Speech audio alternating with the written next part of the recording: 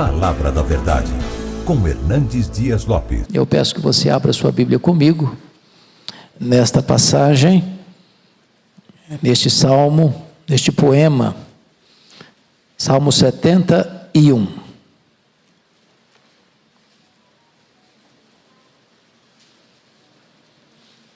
São as súplicas de um ancião. Salmo 71. Está escrito assim: em ti, Senhor, me refugio, não seja eu jamais envergonhado. Livra-me por tua justiça e resgata-me. Inclina-me os teus ouvidos e salva-me. Sê tu para mim uma rocha habitável em que sempre me acolha. Ordenaste que eu me salve. Pois tu és a minha rocha e a minha fortaleza. Livra-me, Deus meu, das mãos do ímpio, das garras do homem injusto e cruel. Pois tu és a minha esperança, Senhor Deus, a minha confiança desde a minha mocidade. Em ti me tenho apoiado desde o meu nascimento. Do ventre materno tu me tiraste. Tu és motivo para os meus louvores constantemente. Para muitos sou como um portento, mas tu és o meu forte refúgio. Os meus lábios estão cheios do teu louvor e da tua glória continuamente. Não me rejeites na minha velhice, quando me faltarem as forças, não me desampares. Pois falam contra mim os meus inimigos, os que me espreitam a alma, consultam reunidos dizendo: Deus o desamparou, persegui-o e prendei-o, pois não há quem o livre. Não te ausentes de mim, ó Deus, Deus meu, apressa-te em socorrer-me. Sejam envergonhados e consumidos os que são adversários da minha alma. Cubram-se de opróbrio e de vexame os que procuram o mal contra mim. Quanto a mim, esperarei sempre e te louvarei mais e mais. A minha boca relatará a tua justiça e de contínuo os feitos da tua salvação, ainda que eu não saiba o seu número. Sinto-me na força do Senhor Deus e rememoro a tua justiça, a tua somente. Tu me tens ensinado, ó Deus, desde a minha mocidade, e até agora tenho anunciado as tuas maravilhas. Não me desampares, pois, ó Deus, até a minha velhice a descanse, até que eu tenha declarado à presente geração a tua força e às vindouras o teu poder. Ora, a tua justiça, ó Deus, se eleva até os céus. Grandes coisas tens feito, ó Deus. Quem é semelhante a ti? Tu que me tens feito ver muitas angústias e males, me restaurarás ainda a vida, e de novo me tirarás dos abismos da terra. Aumenta minha grandeza, conforta-me novamente. Eu também te louvo com a lira, celebro a tua verdade, ó meu Deus. Cantar-te-ei salmos na harpa, ó Santo de Israel. Os meus lábios exultarão quando eu te salmodiar, também exultará a minha alma que remiste. Igualmente a minha língua celebrará a tua justiça todo dia, pois estão envergonhados e confundidos os que procuram o mal contra mim. Eu gostaria então de tratar nessa manhã, irmãos, sobre o Deus, o verdadeiro refúgio na velhice. Vocês estão acostumados a ouvir que a velhice é a idade de ouro, ou a melhor idade.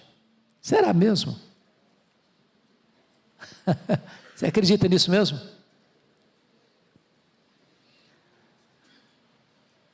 A Bíblia é muito realista quando trata da velhice. Quando Salomão está escrevendo Eclesiastes, ele compara a velhice com uma tempestade, e compara a velhice com uma casa que está em ruínas. Na velhice tem coisa boa? Claro que tem. Quem não quiser ficar velho, é só morrer jovem. Um dia uma repórter estava entrevistando um homem que estava comemorando 100 anos, e a repórter perguntou: qual o segredo para chegar aos 100 anos? Ele respondeu: só não morrer. A velhice fala de experiência, né? De conhecimento, de maturidade. Mas certamente a velhice tem seus pesos, né? As pernas ficam bambas, os joelhos ficam trôpegos, as mãos ficam descaídas, os olhos ficam embaçados, e as cãs aparecem, e diz os entendidos que cada fio de cabelo branco que brota na sua cabeça é a morte chamando você para um duelo. Então, a velhice tem suas lutas, sim. É por isso que o Dr. Billy Graham, no seu último livro, De Volta para Casa, disse que a velhice não é para os fracos. E para mim, essa frase valeu o livro dele. A velhice não é para os fracos. Esse salmo foi escrito para tratar da velhice. Esse salmo é um salmo do ancião. E se vocês notaram comigo, não há autoria do salmo. Portanto, é um salmo anônimo. Embora não haja menção do autor, comentaristas de boa cepa, como João Calvino, como Matthew Henry e como Charles Haddon Spurgeon, afirmam que esse salmo foi escrito por Davi. E eu estou inclinado a concordar com eles, porque o contexto do salmo tem tudo a ver com Davi. Tem tudo a ver com a velhice de Davi. E é uma coisa muito curiosa em Davi. Quem sabe quantos anos Davi viveu aqui? Quantos anos? Alguém? Davi viveu 70 anos.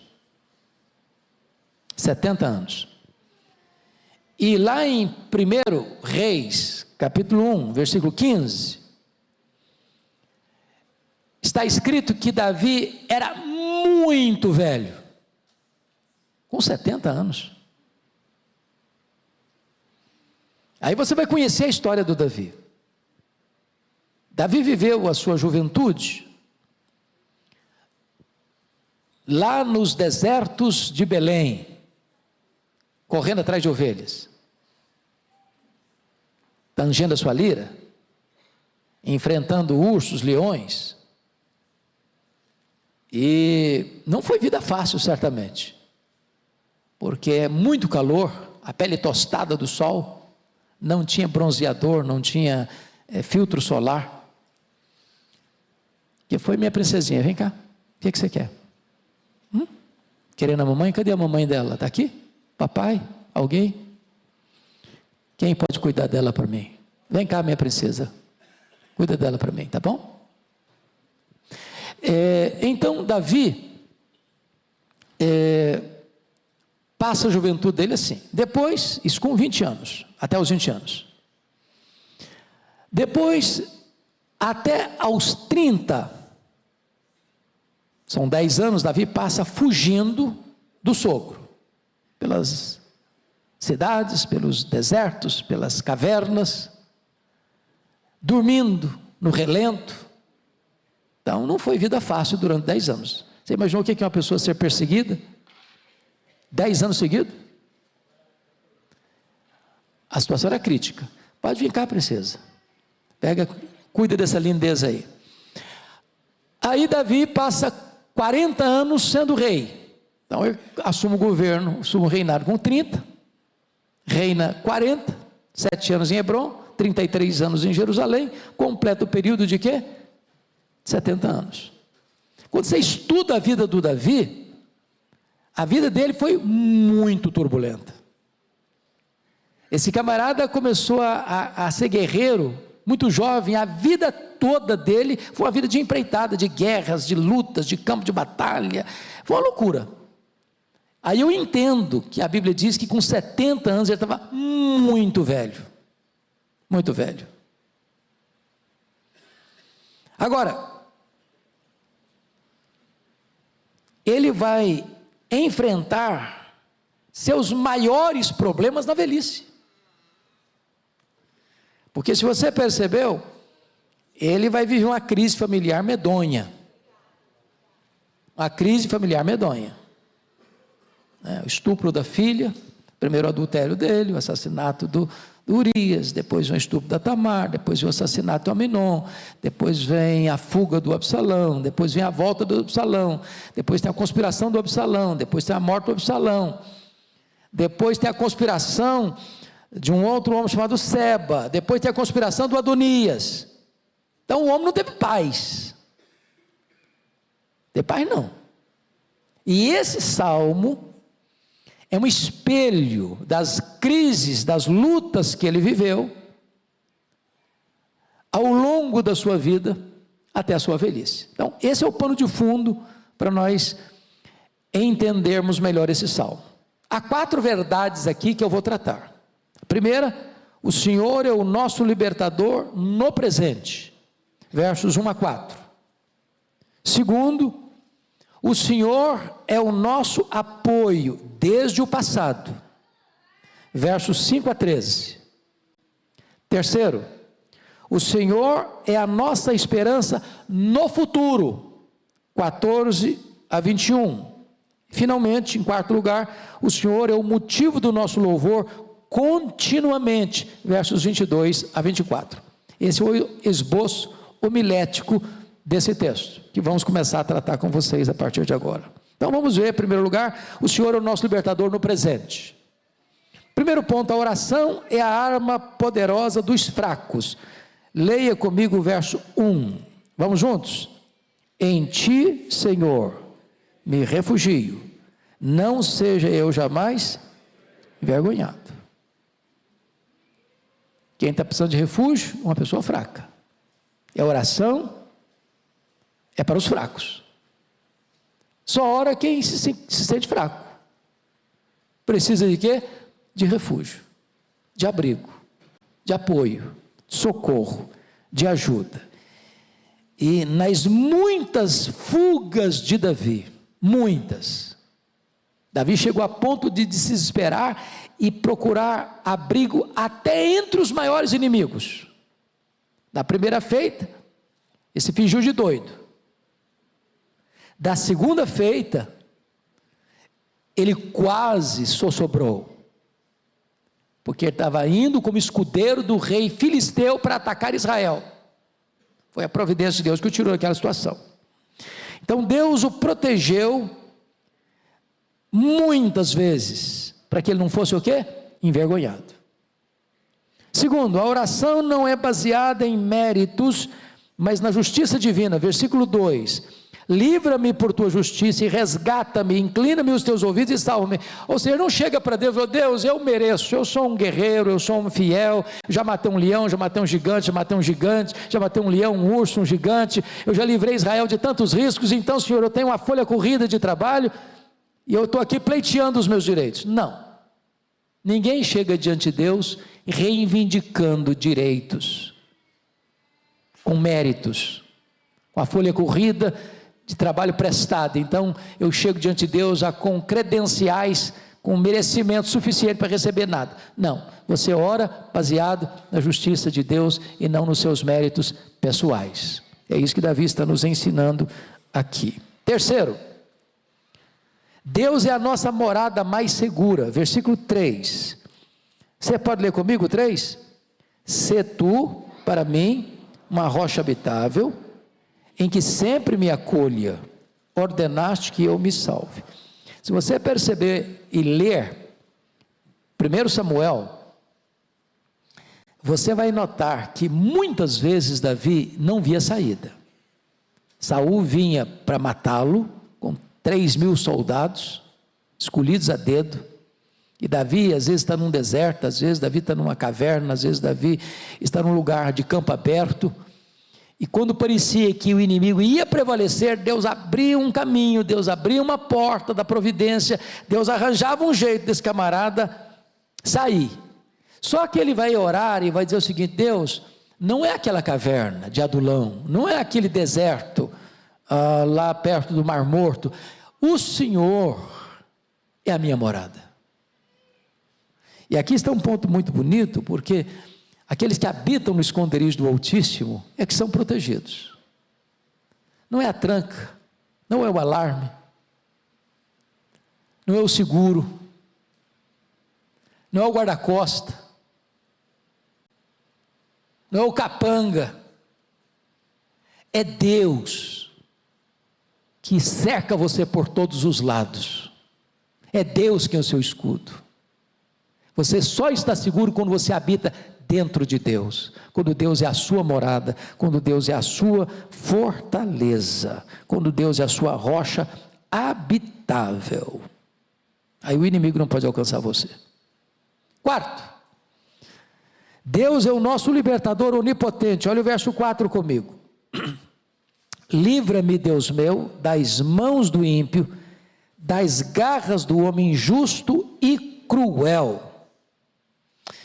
Eu acho isso aqui interessante porque, parando para visitar a história do Davi, nós poderíamos pensar aqui em alguns inimigos que ele enfrentou, das garras do inimigo. Primeiro, do Saul. Saul é rei.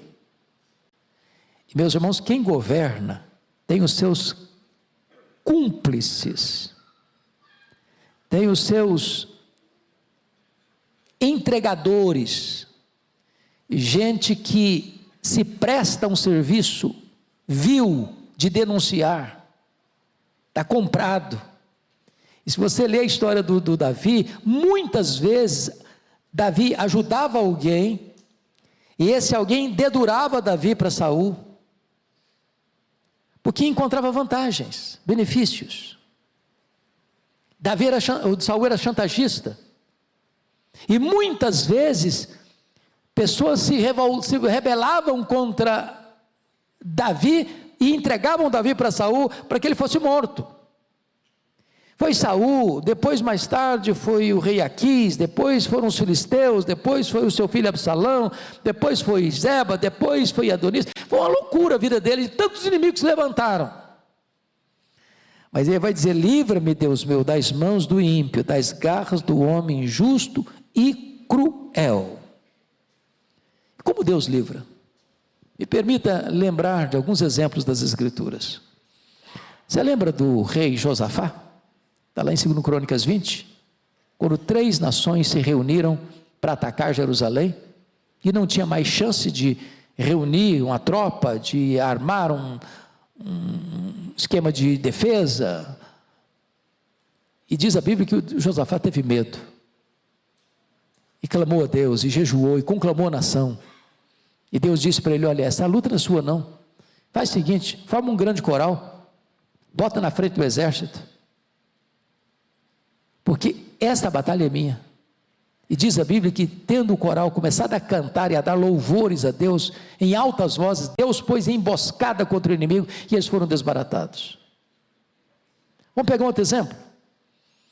Pega o exemplo de Ezequias. Foi no reinado de Ezequias, aqui em Jerusalém, no sul, que as 10 tribos do norte caíram nas mãos da Síria. A Síria tinha se levantado como o mais poderoso império da época. A Síria era um império tão perverso que eles chegavam nas cidades, ao conquistá-las, pegavam os homens, decepavam a cabeça, decapitavam e empilhavam as cabeças na porta da cidade, dizendo: ninguém pode me resistir. E depois de derrubar o reino do norte, das 10 tribos do norte, o rei da Síria se reúne ao redor de Jerusalém com mais de 180 mil soldados. Isso era mais do que a população de Jerusalém. E então o rei Ezequias recebeu um recado para se render, que ninguém podia livrá-lo. E diz a Bíblia que Ezequias ora, que Isaías orienta ele, e que Deus livraria a cidade. E então diz a Bíblia que um único anjo de Deus foi escalado e matou 185 mil soldados assírios ao redor da cidade de Jerusalém, e Deus livrou Jerusalém. Deus ainda é o mesmo, Ele traz livramento para nós. Às vezes você vê, às vezes você não vê.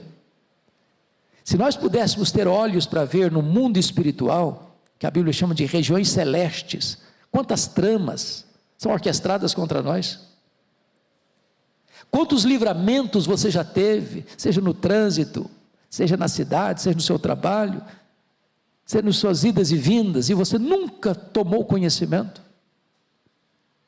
O nosso Deus ainda livra do perverso, do iníquo, para nos dar salvação. Pensa em Pedro, condenado à pena de morte pelo rei Herodes Agripa I. aguardando só terminar a festa da Páscoa para executá-lo. Deus manda um anjo que liberta Pedro, e Deus manda outro anjo que mata o rei Herodes. Deus muda o quadro, Deus reverte o resultado, Deus vira a mesa. Esse é o nosso Deus, o Deus libertador onipotente. Mas vamos ao segundo ponto, que o Senhor é o nosso apoio desde o passado, 5:13. Eu acho que você e eu poderíamos dizer hoje, nesta manhã, levantando uma pedra como Samuel, e dizer: até aqui nos ajudou o Senhor. Você tem história para contar da ajuda de Deus na sua vida? É isso que vamos ver a partir de agora. Deus é o nosso apoio desde o passado. Então vamos ver, primeiro ponto: Deus é a nossa esperança e confiança desde a mocidade, versículo 5. Pois tu és a minha esperança, Senhor Deus, a minha confiança desde a minha mocidade. Como é bom um homem conhecer a Deus desde a infância. Como é bom alguém beber o leite da piedade desde o berço. Como é bom alguém ser criado no Evangelho e ouvir estas verdades na mais tenra idade. Como é bom você poder afirmar assim: ó Deus, tu és a minha esperança, e em ti eu coloco a minha confiança desde a minha mocidade. É isso que ele está dizendo aqui. Davi está dizendo o seguinte com isso: eu não sou um neófito. Ele escreve esse salmo na velhice. Ele está olhando para trás, alenta o retrovisor. Ele está contando um testemunho. Ele é um músico, ele é um compositor, ele é um guerreiro, ele é um amigo, ele é um adorador, ele é um rei, ele é um servo do Deus Altíssimo, e ele está contando a sua experiência. Em outras palavras, a juventude bem vivida é o maior consolo da velhice. Tem muitas pessoas que, por não terem conhecido a Deus, fizeram tantas loucuras na sua juventude, e na velhice vão colher os frutos amargos, as consequências. Mas é muito bom quando você pode dizer: Deus é a minha esperança, em Deus eu ponho minha confiança, e pus minha confiança desde a minha juventude. Segundo lugar, Deus é o nosso apoio desde o nosso nascimento, versículo 6. Em ti me tenho apoiado desde o meu nascimento, do ventre materno tu me tiraste, tu és motivo para os meus louvores constantemente. Primeiramente, esse versículo para mim é relevante quando o Brasil discute a questão do aborto. Davi se sente um ser humano e se apresenta como tal antes do seu nascimento. Não é uma massa humana, é uma vida humana. Não é uma verruga pestilenta, é um ser humano. Mas vejam vocês, a expressão em ti me tenho apoiado é uma espécie de presente contínuo. Eu não me apoio em Deus agora na velhice, em ti me tenho apoiado desde o meu nascimento. Ou seja, uma história de vida com Deus, é um testemunho de dependência de Deus, e de cuidado de Deus, de livramento de Deus, de socorro e de suporte de Deus desde o começo. Concepção, nascimento, infância, juventude, velhice, ou seja, ponta a ponta, de A a Z, do nascimento ao fim da vida, Deus foi refúgio para ele. Terceiro, Deus é o nosso refúgio apesar dos nossos dramas pessoais. Versículo 7, leia comigo o 7, por favor. Para muitos sou como um portento, mas tu és o meu forte refúgio. A palavra portento significa maravilhas, mas aqui no contexto, ele está olhando do ponto de vista negativo. Aqui poderia ser traduzido por espetáculo, horrendo. É por isso que vem, notem vocês, a conjunção adversativa. Se tivesse a palavra no positivo, não teria sentido a conjunção adversativa, mas o que ele está mostrando aqui é que, apesar dos inimigos, ou para muitos, ele ser como um espetáculo horrendo, um fracassado, vai ser derrotado, não vai conseguir sair dessa. Ele diz: mas tu és o meu forte refúgio. Pode chegar momento na nossa vida, irmãos, que a gente passa por revés. Vai chegar a hora que diz: olha, dessa você não sai. Vai chegar um momento em que você vai estar na boca de muita gente, dizendo: olha, aquele cara lá fracassou, ele não levanta mais, ele não sai mais dessa.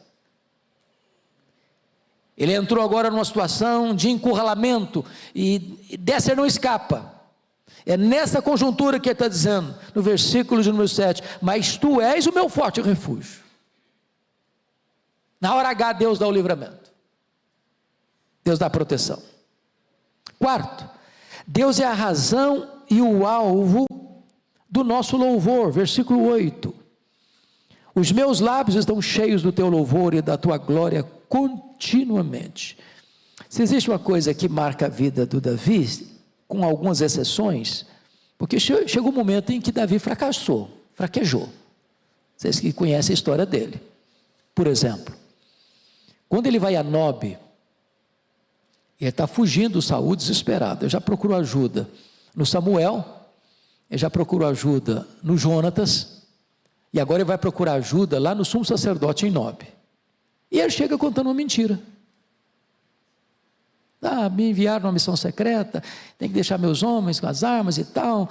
Contou uma lorota lá, pediu ajuda, pediu comida, pediu arma. Ele que tinha derrotado o gigante Golias, não é que Deus salva, não com espada, não com lança, não com escudo, agora está querendo uma arma. E pega exatamente a espada do Golias, que estava guardada lá, fraquejou. Consequência do fraquejo dele, 85 sacerdotes morreram. Ele se sente culpado por isso. Ele fraquejou quando ele buscou abrigo, asilo, lá no território filisteu em Gate. E quando ele percebeu, ele estava preso, sob custódia, no território do inimigo, na casa do inimigo. E esse fingiu de doido, começou a babar, vazar saliva pela barba, esgravatando nos postigos. O rei falou: esse cara está doido, esse cara não oferece perigo não, manda esse cara embora, está biruta da cabeça. Incredulidade. A pior de todas dela, para mim, foi no capítulo 27, quando ele vai buscar, já desesperado de tanto fugir, vai buscar abrigo lá de novo entre os filisteus, passando a imagem, a ideia de que ele tinha mudado de lado, que ele tinha desertado de Israel, que ele estava se filiando aos filisteus para guerrear contra Israel. Tinha virado a casaca. E ele mentiu esse tempo todo, mais de um ano, guerreando as guerras de Israel, mas dando um relatório para o rei Aquiles, estava guerreando as guerras filisteias. Então Davi teve momentos de fraqueza. Você não tem, não? Mas aqui, apesar dessas horas de fraqueza, ele vai dizer: os meus lábios estão cheios do teu louvor e da tua glória continuamente. Porque também Davi tinha um ponto: ele é um camarada que, ao ser confrontado, ele baixava a cabeça. Ele não era como Saul. Saul era confrontado e dava desculpa, era confrontado e botava a culpa nos outros. Davi não, ao ser confrontado: não, eu pequei, não, eu errei, vamos recomeçar.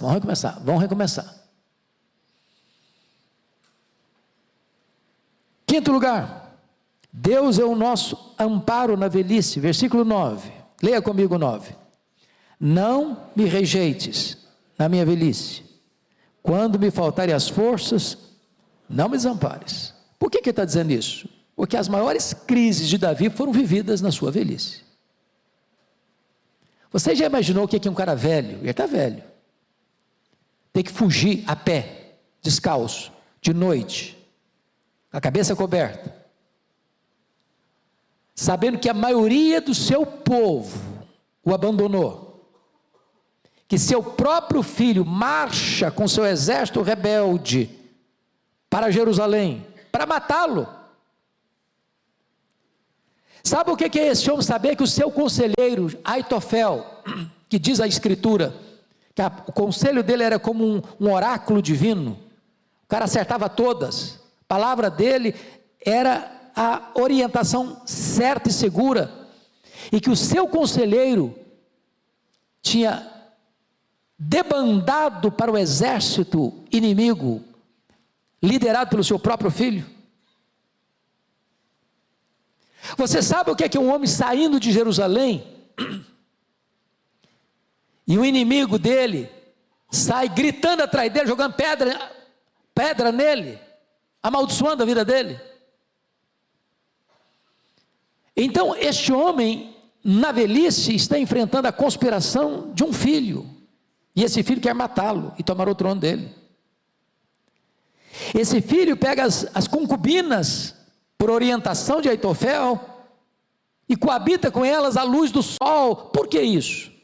Não é só a questão de depravação moral, não. A cultura da época é que não havia maior afronta para um rei do que alguém deitar-se com a concubina do rei. Isso era uma traição, isso era uma espécie de querer tomar o trono, tomar a coroa. Isso trazia a ideia, o conselho era esse: ao coabitar com as concubinas, está claro que o projeto de Absalão não vai retroceder, que ou você toma partido do lado de Absalão, ou você perece, porque agora a coisa está decidida, ele já assumiu o papel de que vai ser rei, porque ele coabita com as mulheres do rei. Davi está enfrentando tudo isso na velhice, por isso que ele está pedindo aqui: não me rejeites na minha velhice, quando me faltarem as forças, não me desampares. Sexto lugar, Deus é o nosso defensor contra os inimigos. Leia comigo os versos 10 e 11, por gentileza. Vamos juntos? Pois falam contra mim os meus inimigos, os que me espreitam a alma, consultam reunidos, dizendo: Deus o desamparou, persegui-o, prendei-o, pois não há quem o livre. Se você parar para perceber comigo, os inimigos usam duas táticas para atacar. Primeiro, é a tática das palavras. Pois falam contra mim. Não falam de mim, mas falam contra mim. E palavras são mais perigosas do que espadas. Palavras matam mais do que veneno, destroem mais do que fogo, desconstrói a honra e o caráter. Mas o inimigo não ataca só com palavras, não, porque você vai perceber que os inimigos também atacam com ações violentas. Versículo 11b diz, dizendo: Deus o desamparou, perseguiu, prendei-o, pois não há quem o livre. Ou seja, chega uma hora em que as pessoas olham e dizem: não tem mais saída, você está num beco sem saída, você está encurralado, sinuca de bico. A conclusão que chegaram era essa: agora você, Davi, não escapa. É por isso que o Ziba, quando Davi está saindo, ele está amaldiçoando. É por isso que Davi enfrenta os inimigos dizendo o seguinte: agora chegou a sua vez. Do que estão falando mal? Estão falando mal porque estão dizendo que Davi assumiu o trono porque deu uma rasteira em Saul. Davi nunca deu rasteira em Saul. A família de Saul acusou Davi de ser traidor, de ter tomado o trono, de ter usurpado o trono. Nunca, nunca. Ao contrário, Davi sempre tratou a Saul como pai, o honrou, o defendeu, o protegeu.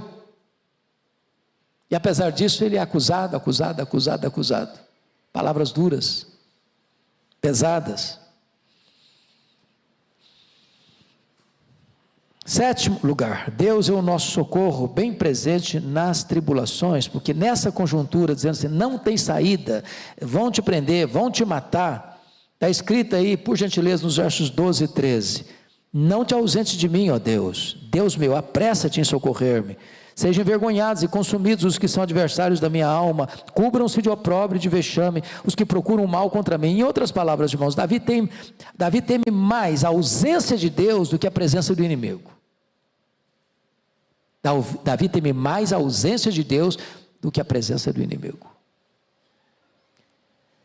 Na hora que você vê todo mundo contra você, se Deus estiver do seu lado, você é vencedor.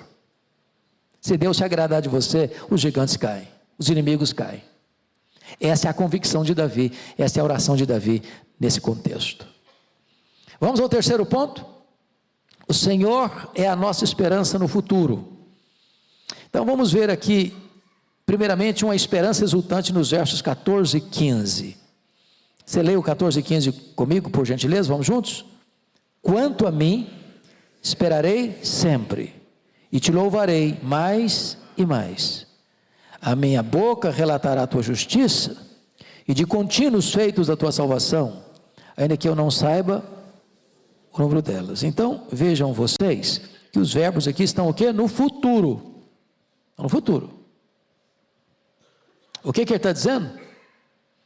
Ele está dizendo que os livramentos do passado são motivo para ele confiar no futuro. Veja isso aí, por gentileza. Versículo 14. Quanto a mim esperarei sempre, te louvarei mais e mais. A minha boca relatará a tua justiça e de contínuos feitos da tua salvação, ainda que eu não saiba o número delas. Se Deus me livrou lá atrás, então eu posso continuar confiando que Deus vai me livrar para o futuro. Quando vocês leem a disposição dele, aos 20 anos de idade, para enfrentar Golias, qual foi o argumento dele para enfrentar Golias? Diante de Saul. Saul disse, não, você não pode, você é jovem, o cara é duelista, o cara é guerreiro, o cara tem porte gigante, o cara está muito bem armado, você não pode, você é missão suicida. Qual foi o argumento de Davi para o rei? O rei, eu posso, sabe por quê? Eu já lutei com um leão, eu já lutei com um urso. Ou seja, eu tenho testemunho de que Deus já fez. E se Deus já fez, Deus faz de novo. Eu tenho passado, eu tenho história, eu tenho coisa para contar do que Deus já fez na minha vida. Eu não sou aventureiro, não. Deus já fez coisas maravilhosas. Eu nem sei enumerar quantas coisas maravilhosas Deus já fez, mas o que Deus fez no passado é base para eu esperar no futuro. É isso que ele está dizendo aqui, nessa esperança exultante. Segundo, ele faz uma confissão empolgante nos versos 16 e 17. Sinto-me na força do Senhor Deus, e rememoro a tua justiça, a tua somente. Tu me tens ensinado, ó Deus, desde a minha mocidade, e até agora, na velhice, tenho anunciado as tuas maravilhas. Quando ele diz sinto-me na força, ele não está porque ele está jovem, não, ele está velho. Você quer um exemplo? Quando foi ordenado lá para enfrentar o exército rebelde de Absalão, que era numericamente maior, ele dividiu o exército dele em 3 partes, e ele disse, eu vou com vocês. Davi era um guerreiro experimentadíssimo. Os soldados dizem, não, você vai não. Você já foi um guerreiro, hoje você está velho, cara. Hoje você não aguenta o tranco. Hoje você não tem força física. E tem mais. Qual foi o conselho do Aitofel para matar Davi? O Aitofel era o conselheiro de Davi que mudou de lado. O Aitofel disse para Absalão assim, você quer? Me dê 12.000 homens e eu mato Davi essa noite. E eu não vou matar soldado não, vou fazer uma guerra tática, vou fazer uma guerra de inteligência, eu vou me infiltrar com 12.000 homens, ele está cansado, ele está desesperado, está todo mundo enfraquecido, está todo mundo abalado emocionalmente, eu me infiltro e mato só o Davi, não precisa matar ninguém, é matar a cabeça, e aí os soldados virão todos para o seu lado. Mas a Bíblia diz que o Davi havia pedido Uzai, que era um cara velho, falei, você volta para Jerusalém, e você vai me fazer um favor, você vai dar um jeito de desfazer diante do Absalão o conselho de Aitofel, porque se o conselho de Aitofel é como um oráculo, se o Absalão seguir o conselho de Aitofel, eu estou morto. Então você vai entrar lá, vai se infiltrar lá e vai dar um jeitinho de dar uma mudada no conceito de conselho, você vai superar o conselho de Aitofel, E claro que a mão de Deus está no negócio. Aí o Uzai foi chamado. E o Absalão perguntou: mas por que você mudou de lado? Você não era fiel ao meu pai? Não, mas agora eu sou fiel ao rei. Palavras duplas, não falou qual rei. Dessa vez, o Absalão, o Aitofel não foi bom conselheiro, não. Você sabe que o seu pai é guerreiro. Você sabe que ele está com uma ursa feroz. Você acha que o Davi iria dormir junto com seus soldados? Você está maluco? Ele está escondido uma hora dessa. Ele está elaborando um projeto de ataque. E tem uma coisa: se você se infiltrar lá com 12 mil homens e alguma baixa vier no seu exército, isso vai circular no país inteiro e você vai fracassar no começo. Você sabe uma coisa? Tem que ter tempo. Você tem que reunir todo o exército da nação, de cima a baixo, de Dan a Berseba, de norte a sul, e você vai juntar um exército tão grande, tão grande, tão grande. E tem mais, Absalão: você é o líder, você vai na frente, você é o grande general, você é o cara. Encheu a bola do Absalão, dando tempo para Davi se articular, montar uma estratégia.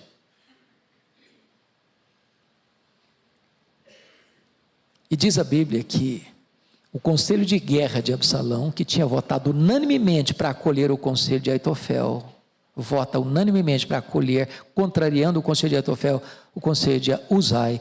E Davi então tem tempo para articular uma estratégia de defesa.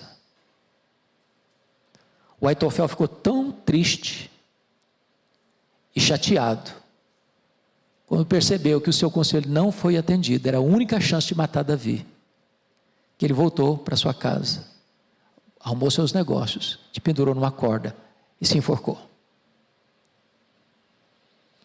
Agora vejam vocês, que quando Davi quer entrar na batalha, você não pode, você não tem condições. Mas notem comigo então, versículos 16 e 17, ele diz: me sinto na força do Senhor Deus, e rememoro a tua justiça, a tua somente. Tu me tens ensinado, ó Deus, desde a minha mocidade, até agora tenho anunciado as tuas forças. Tem hora que me sinto fortalecido, né? Me sinto na força, não é física não. É força emocional, é força espiritual, é força moral. Você pode estar aí andando com passos lentos e se sentindo um leão na força do Senhor. Essa é a força que Davi está experimentando aqui. Terceiro lugar, uma súplica confiante no versículo 18. Não me desampares, pois, ó Deus, até a minha velhice às cãs, até que eu tenha declarado à presente geração a tua força e à vindoura o teu poder. Isso é preciosíssimo, porque está querendo que Deus o ampare até a sua velhice, até as cãs, até o final da jornada, com dois propósitos. Quais são os dois propósitos aí? Primeiro, declarar à presente geração a força de Deus. Segundo, declarar à futura geração o poder de Deus. E aqui tem um ponto da mais alta importância para nós, irmãos. A necessidade de passar o bastão. Passar o bastão. Você vai hoje para a Europa e vê que as igrejas estão vazias. Os pais falharam em passar o bastão da fé para os filhos. Você vai para os Estados Unidos e Canadá e as igrejas históricas estão se esvaziando e se esvaziando e se esvaziando. Os pais não passaram o bastão da fé para os filhos.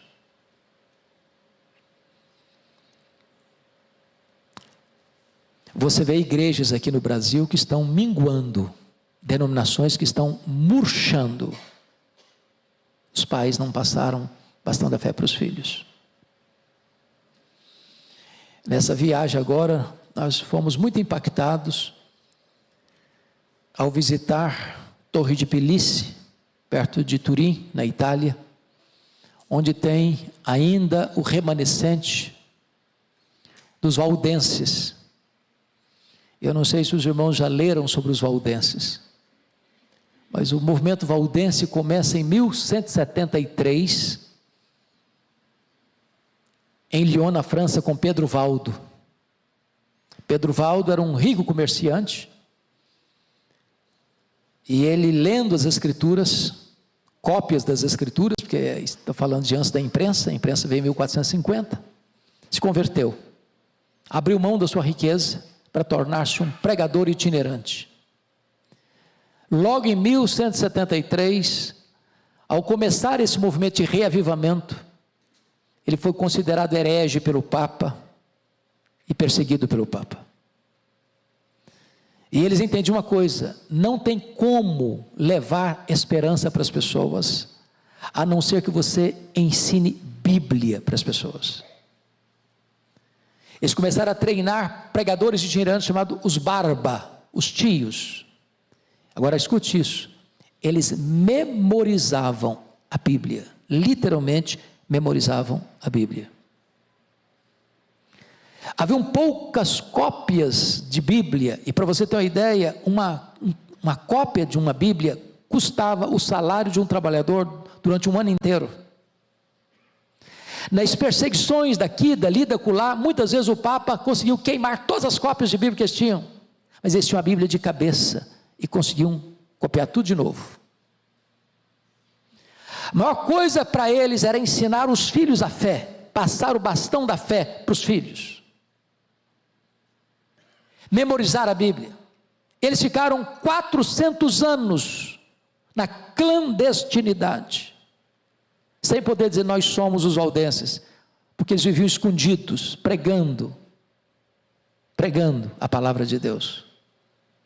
Quando chega a reforma, no século XVI, eles saem da clandestinidade e se associam à reforma calvinista. Guilherme Farel, que recebeu Calvino em Genebra, reuniu-se com eles muitas vezes, e eles mantiveram a sua fé acesa, perseguidos e massacrados. Depois você entra no Google e leia sobre a Páscoa que aconteceu em 1655, nessa região de Torre de Pelícia, onde o Duque de Saboia deu uma ordem para eles, ou se juntarem à igreja romana, ou abandonarem suas casas e suas terras. Deu 20 dias para eles fazerem isso, mas era uma traição. Eles não voltaram para a igreja romana, eles deixaram suas casas, suas terras, subiram os Alpes gelados, era inverno, com seus velhos, seus doentes, suas crianças. E quando eles estavam lá, achando que estavam em segurança, o Duque de Saboia deu uma ordem para eles serem massacrados. 4 horas da manhã, aquilo que era chamada a Páscoa deles, os algozes chegaram e decapitaram os homens, jogavam as crianças com a cabeça na pedra, cortavam os braços, as pernas, deixavam sangrar até morrer, pegavam as jovens, estupravam as jovens na frente de seus pais, pegavam os homens e amarravam nas árvores dos seus quintais e cravejavam o coração deles com setas. Naquela noite foram mortos 1.700 pessoas, um massacre. Isso revoltou a Europa, os reformadores deram apoio para eles, Oliver Cromwell na Inglaterra os apoiou, os recebeu, e eles voltaram oportunamente para a sua terra, para essa região de Pelícia. E está lá na igreja uma grande frase na parede: estamos de volta para defender a nossa fé, para pregar o Evangelho, e seremos fiéis a Deus até a nossa última gota de sangue. O que é importante, irmãos, aqui é esta ideia aqui de falar às futuras gerações, ensinar os nossos filhos, passar esta fé, passar esse bastão. Porque se nós falharmos em passar o bastão da fé para os nossos filhos, isso é uma corrida de revezamento. A geração que saiu do Egito morreu no deserto, a geração que nasceu no deserto entrou na terra prometida, a geração que nasceu na terra prometida não conhecia Deus mais. Então esse é um ponto vital que esse texto está nos ensinando. Versículos 19 e 20, confira comigo um testemunho vibrante. Vamos ler juntos comigo? Ora, a tua justiça, ó Deus, se eleva até os céus. Grandes coisas tens feito, ó Deus. Quem é semelhante a ti? Tu me tens feito ver muitas angústias e males, me restaurarás ainda a vida. O que ele está dizendo? Ele está dizendo que Deus é o Deus da disciplina e Deus é o Deus da restauração. Deus o fez ver muitas angústias como consequência do seu pecado, mas Deus também o fez ver a sua restauração. Isso é maravilhoso. Deus disciplina porque ama, Deus restaura por sua graça. Muito bem, veja comigo um pedido veemente no versículo 21, aumenta a minha grandeza, conforta-me novamente. E eu gosto dessa expressão porque ele está pedindo isso no contexto em que ele perdeu o trono. Vocês sabem disso, houve um golpe de Estado. Quem foi o autor do golpe de Estado? Absalão. Ele perdeu o trono. E ele está pedindo para Deus, aumenta a minha grandeza, Senhor, ou seja, me devolva a coroa, Senhor, me dê a bênção de voltar ao meu trono. E Deus o cumpriu. E aqui eu quero concluir com o último ponto, irmãos. O Senhor é motivo do nosso louvor continuamente, nos versos 22 a 24. Leia comigo esses 3 versículos em voz alta, por favor, vamos juntos. Eu também te louvo com a lira, celebro a tua verdade, ó meu Deus. Cantar-te-ei salmos na harpa, ó Santo de Israel. Os meus lábios exultarão quando eu te salmodiar. Também exultará a minha alma, que remiste. Igualmente a minha língua celebrará a tua justiça todo dia, pois estão envergonhados e confundidos os que procuram mal contra mim. Ou seja, ele escreve esse salmo a partir do momento em que ele retorna a Jerusalém, ele retorna ao trono, ele vê os seus inimigos desarticulados e vencidos, ele vê toda a forma de conspiração contra ele debelada. Porque logo que ele volta, ele nem chega bem se instalar, uma outra rebelião se formou. E é curioso que o Davi, dentro das muitas coisas, eu vou terminar aqui, começa a entender que o chefe da polícia dele, o chefe do exército dele, o comandante dele, é um cara osso duro de roer, era seu sobrinho, o Joabe. O Joabe, ele era muito fiel a Davi, mas tinha hora que ele não obedecia a Davi. Então ele matou, a contragosto de Davi, o comandante Abner. Davi tinha pedido para as pessoas serem leais, ou ter misericórdia do Absalão. Ele matou o Absalão, filho de Davi. O mesmo cara que intercedeu para trazer o Absalão de volta, matou o filho do rei. Aí quando Davi chega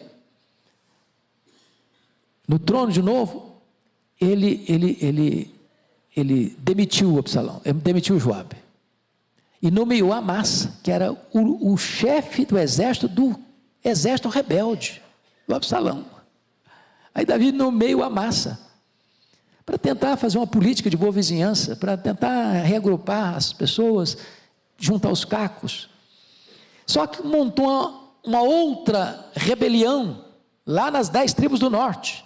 Aí o Davi chamou o Amasa e falou, você vai reunir as tropas e vai debelar essa rebelião. O Amasa não aparece na hora aprazada.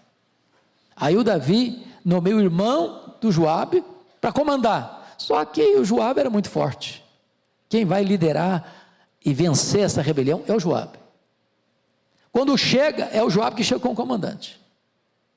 O Davi não teve cancha para vencer o Joabe. O comandante ficou maior que o rei. O certo é que o contexto é que mais tarde esse Joabe vai morrer, o governo do seu filho, Salomão. Porque ele não se submetia. Ele era leal, mas ele fazia da cabeça dele. Mas em todas essas situações, Davi conclui o seu reinado não permitindo que Adonias se rebelasse, cumprindo o propósito que Salomão seria o seu sucessor, e encerrando a sua carreira, dizendo para Salomão: ser homem e age. E Salomão assume o trono. E Davi, aos 70 anos de idade, muito velho, morre. Mas morre como? Com louvor nos seus lábios. Essas palavras finais, dos versos 22 a 24, retratam para nós o epílogo desta história, desta saga, desta biografia de Davi. Eu te louvo com a lira, eu celebro a tua verdade, ó meu Deus. Eu vou cantar salmos na harpa, ó Santo de Israel. Os meus lábios exultarão quando eu te salmodiar.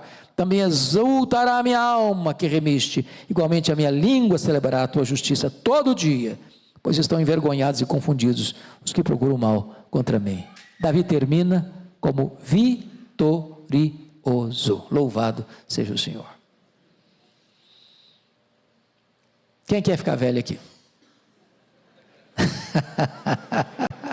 É preciso, se você não quiser, fala com Deus que dá um jeito nisso.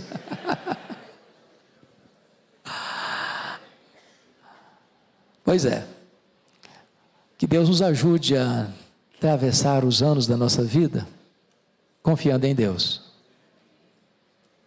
Se a gente der uma escorregada, Deus disciplina, mas Deus levanta de novo. Põe a sua confiança no Senhor. E você não pode envelhecer sem passar o bastão da fé para os seus filhos, para essa geração. Você não pode envelhecer bem sem você falar para as futuras gerações acerca do seu Deus, acerca do Senhor Jesus, acerca da nossa salvação. Vamos ficar em pé? Vamos orar.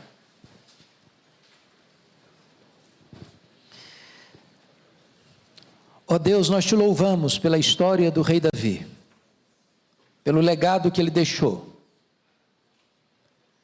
seja nos seus pontos altos, nos seus pontos baixos, nos seus avanços, nos seus recuos.